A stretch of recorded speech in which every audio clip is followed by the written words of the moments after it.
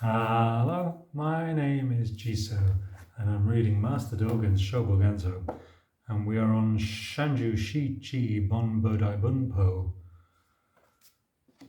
the 37 mystical something or others.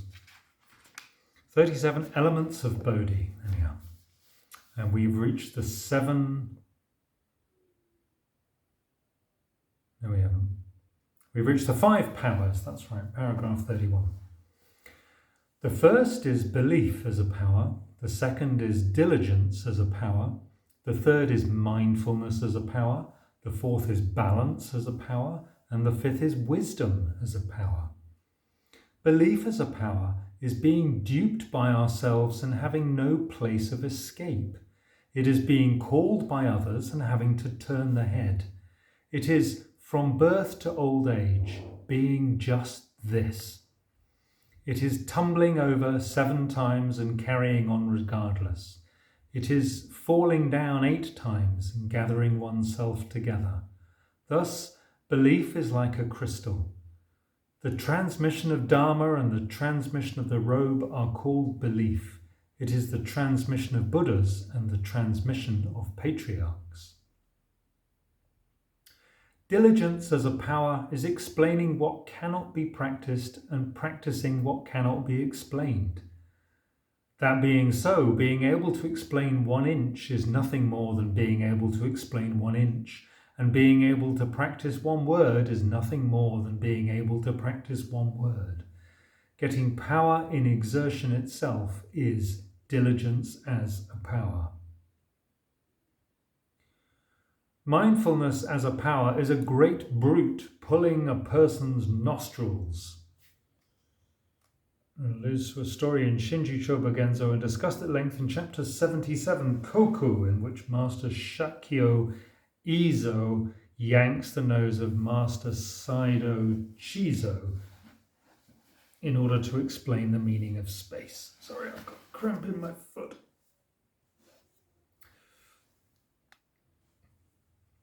Mindfulness as a power is a great brute pulling a person's nostrils. Thus, it is nostrils pulling a person. It is to throw away a jewel and get back a jewel, and it is to throw away a tile and get back a tile. Further, failure to throw it away means 30 strokes. Even if used by all people in the world, it will never be eroded. Balance as a power is like a child getting its mother, or like a mother getting her child. Or it is like the child getting the child itself, or like the mother getting the mother herself. But it is neither the swapping of a head and a face, nor the buying of gold with gold. It is just a song growing gradually louder. Wisdom as a power is of deep and long years, and is like a ferry coming to a crossing. For this reason, it was described in ancient times as like a crossing getting a ferry. The point is that a crossing is inevitably just the fact of the ferry. A crossing not being hindered by a crossing is called a ferry. Spring ice naturally melts ice itself. 7 limbs of the balanced truth, the balanced state of truth, I beg your pardon. The first is deciding among teachings as a limb of the truth. The second is diligence as a limb of the truth. The third is joy as a limb of the truth. The fourth is elimination as a limb of the truth. The fifth is detachment as a limb of the truth. The sixth is balance as a limb of the truth. And the 7th is mindfulness as a limb of the truth. Deciding among teachings as a limb of the truth is, if there is 1,000th or 100th of a gap, the separation is as great as between heaven and earth. Sounds familiar. Quoted from Shinjinmai by a 3rd patriarch in China. Sure, that's turned up in Shōbōgenzō before. Thus, to arrive at the truth is neither difficult nor easy. All that is necessary is to decide for oneself. Diligence as a limb of the truth is having never plundered a market. Both in buying oneself and in expending oneself, there is a definite price, and there is recognition of worth. Though we seem to suppress ourselves and to promote others, a blow through the whole body does not take us. While we have not yet ceased expending the self on a world of total transformation, we meet a trader who buys the self as a totally transformed mind. Donkey business is unfinished, but some horse business comes in. Joy, as a limb of the truth, is the sincerity of a granny's mind when blood is dripping, the 1,000 hands of eyes of great compassion. Leave them as they are, immensely busy. Plum flowers are peeping from the December snow. In the scenery of coming spring, a great master is cold. Even so, he is full of life and belly laughter. Elimination as a limb of the truth is when being in oneself, not getting involved with oneself, and when being in the outside world, not getting involved with the outside world. It is me having got out and not having, it is me having got it and not having got it. It is ardently expressing ourself and going among alien beings. Detachment as a limb of the truth is, though I have brought it, others do not accept it. It is Chinese, even when barefoot, walking with Chinese. It is Persians from the southern seas, wanting to get ivory. Balancing as a limb of the truth is, before the moment, preserving the I that precedes the moment. It is blowing our own noses, and it is grasping our own rope and leading ourselves. Having said that, it is also being able to graze a castrated water buffalo. Mindfulness as a limb of the truth is outdoor pillars walking in the sky. Thus, it is the mouth being like an acorn and the eyes being like eyebrows, and at the same time it is to burn sandalwood in a sandalwood forest, and it is the roar of a lion in a lion's den.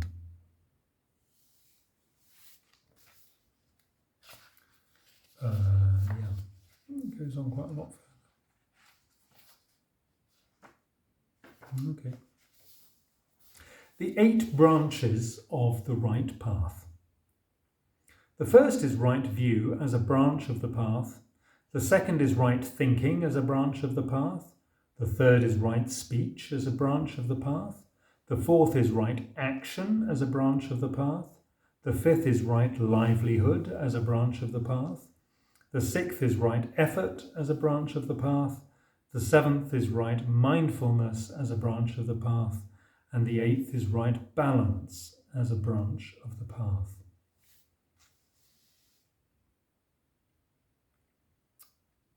Footnote, this is the 8-fold noble path preached by the Buddha in his first preaching after realizing the truth. Right view as a branch of the path is the inside of the eyes containing the body. At the same time, even prior to the body, we must have the I that is prior to the body. Though the view has been grandly realized in the past, it is realized now as the real universe and is experienced immediately.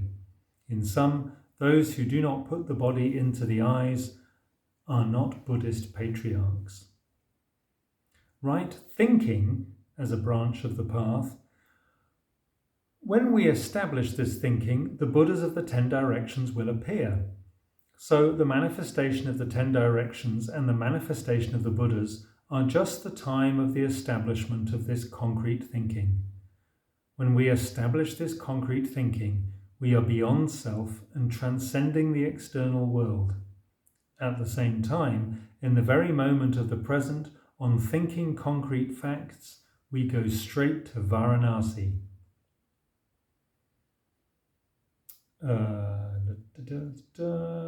Footnote, in the year he attained the truth, the Buddha is said to have spent his first rainy season retreat at a deer park near Varanasi. The place where the thinking exists is Varanasi. An external Buddha says, I am thinking the concrete state of not thinking. How can the state of not thinking be thought? It is different from thinking. This is right consideration, right thinking. To break a zafu is right thinking. Right speech as a branch of the path is the mute self not being mute. Mutes among ordinary people have never been able to express the truth. People in the mute state are not mutes. They do not aspire to be saints and do not add something spiritual onto themselves. Right speech is mastery of the state in which the mouth is hung on the wall. It is mastery of the state in which all mouths are hung on all walls. It is all mouths being hung on all walls. Footnote suggests the situation in the Zazen Hall.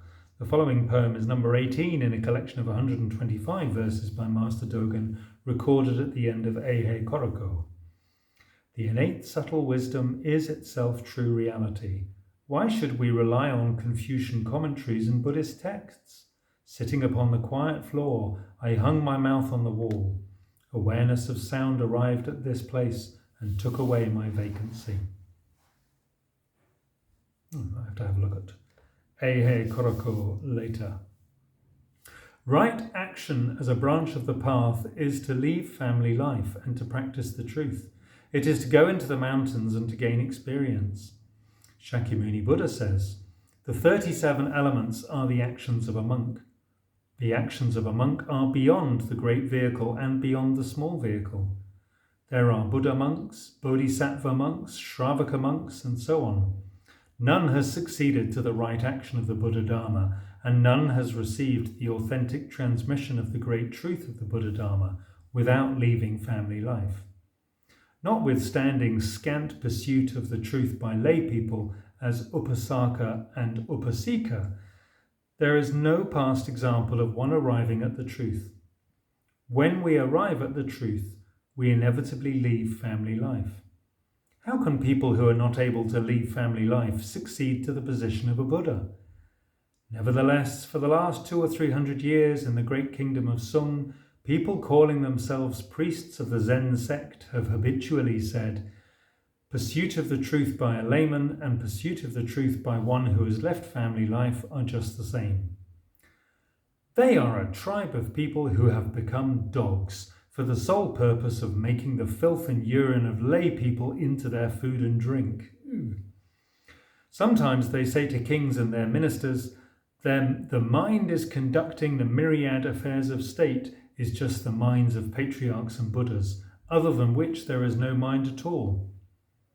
Kings and ministers, never having discerned right preaching and right dharma, delightedly bestow on them gifts, such as the titles of master. The monks who speak such words are devadatas. In order that they might feed upon tears and spit, they produce childish and demented talk like this. They are deplorable. They are not the kindred of the 7 Buddhas. They are demons and animals. They are like this because they have never known learning the truth with body and mind. They do not learn in practice. They do not know leaving family life with body and mind. They are ignorant of rule by kings and ministers, and they have never seen the great truth of the Buddhist patriarchs, even in a dream. Layman Vimalakirti met the time when the Buddha manifested himself in the world, but there was much Dharma that he left unexpressed, and not a little learning that he failed to attain. Layman Ho-On practiced in a succession of patriarchs' orders, but he was not admitted into the inner sanctum of Yakusan, and he could not equal Kozai. He merely poached a reputation for learning in practice. The reality of learning in practice was not present in him. Others, such as Ri-Fuma and Yo-Bunko, each felt that they had experienced satisfaction, but they never tasted dairy cake, much less tasted picture cake. How much less could they have eaten the gruel and rice of a Buddhist patriarch? They never possessed the patra. It is pitiful that their whole life as a bag of skin was in vain. I universally recommend celestial beings, human beings, dragon beings, and all living beings throughout the 10 directions longingly to venerate the distant Dharma of the Tathagata, and without delay to leave family life and practice the truth, and thus to succeed to the position of Buddha and the position of a patriarch. Do not listen to the inadequate words of Zen masters and the like, because they do not know the body and do not know the mind. They speak such words. That is to say, utterly lacking compassion for living beings, having no desire to preserve the Buddha Dharma, and solely wishing to feed upon the urine and filth of lay people, they have become evil hounds, and those dogs with human faces and dogs with human skin speak such words. Do not sit with them, and do not speak with them. Do not abide with them. Their living bodies have already fallen into the state of animals. If monks had urine and filth in abundance, they would say that monks were superior, because the urine and filth of monks are not enough for these animals. They speak such words. Among the writings of more than 5,000 scrolls, we find neither evidence that, nor any principle that, the lay mind and the mind that leaves family life are the same. There is no such trace in more than 2,000 years. The Buddhist patriarchs of 50 generations and of 40 ages and more have never said so. Even to become a bhikksu who breaks the precepts or who has no precepts and who is without dharma and without wisdom may be better than possessing wisdom and keeping the precepts as a lay person. The reason is that a monk's action is wisdom itself, realization itself, the truth itself, and the Dharma itself. Although lay people may have good roots and virtues appropriate to their station, in the good roots and virtues of the body-mind they are scant. During the whole life of the teaching, no one at all has attained the truth as a lay person.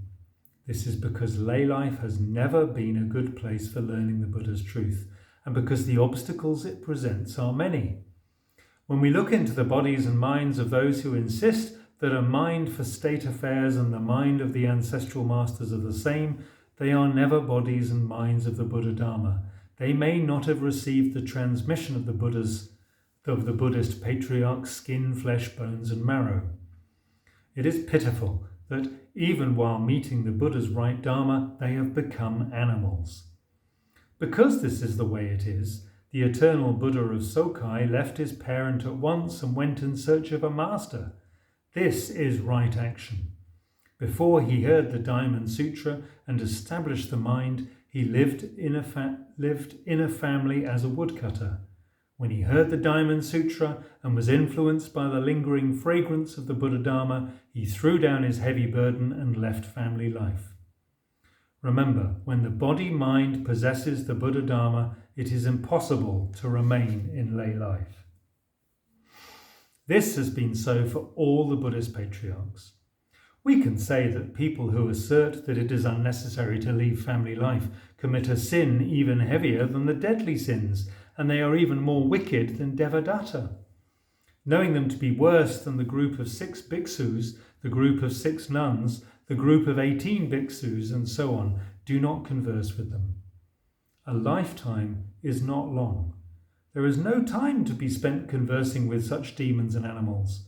Furthermore, this human body, received as a result of the seeds of seeing and hearing the Buddha Dharma in past ages, is like a tool of the universe. It is neither to be made into a demon nor to be aligned with demons. Remembering the profound benevolence of the Buddhist patriarchs and preserving the goodness of the milk of Dharma, do not listen to the howling of the evil hounds, and neither sit with nor eat with the evil hounds.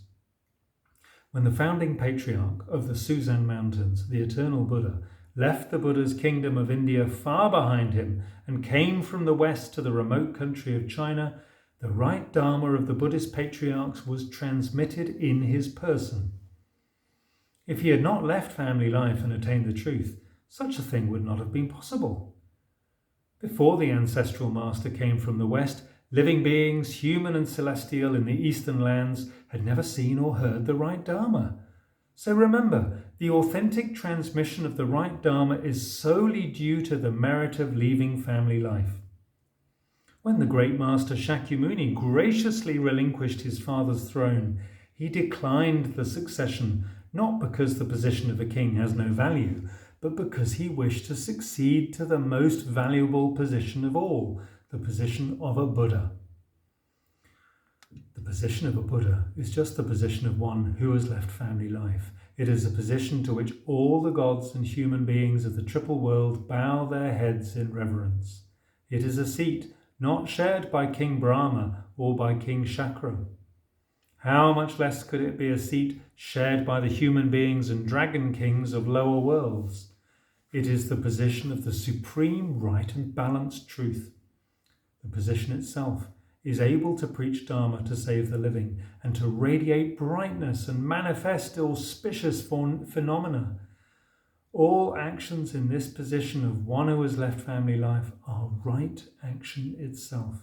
They are actions to which the many Buddhas and the 7 Buddhas have long been attached, and they are not perfectly realized except by Buddhas alone together with Buddhas.